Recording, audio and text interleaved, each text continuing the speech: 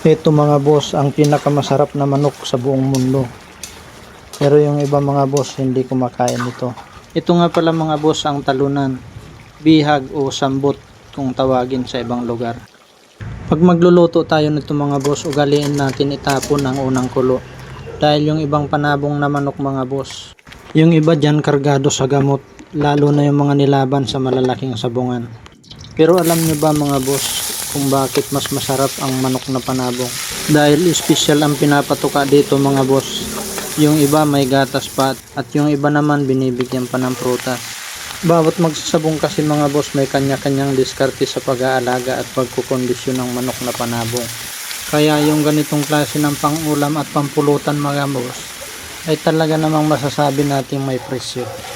Yung ibang ang nagluluto nito mga boss, pag ang bihag nila may wing bun, hindi nila inaalis.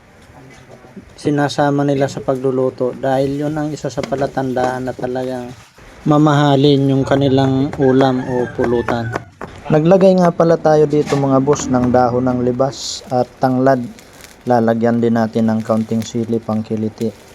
Sinunog nga pala natin dito mga boss yung ating kinayod na nyug para sa aroma at dagdag lasa na rin.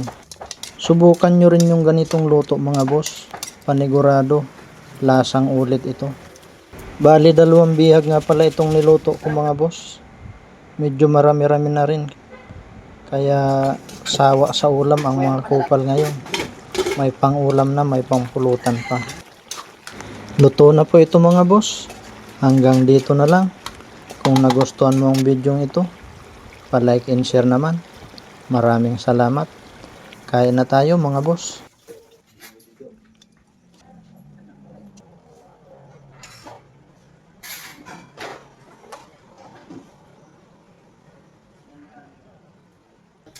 Hoy, kain na, hoy.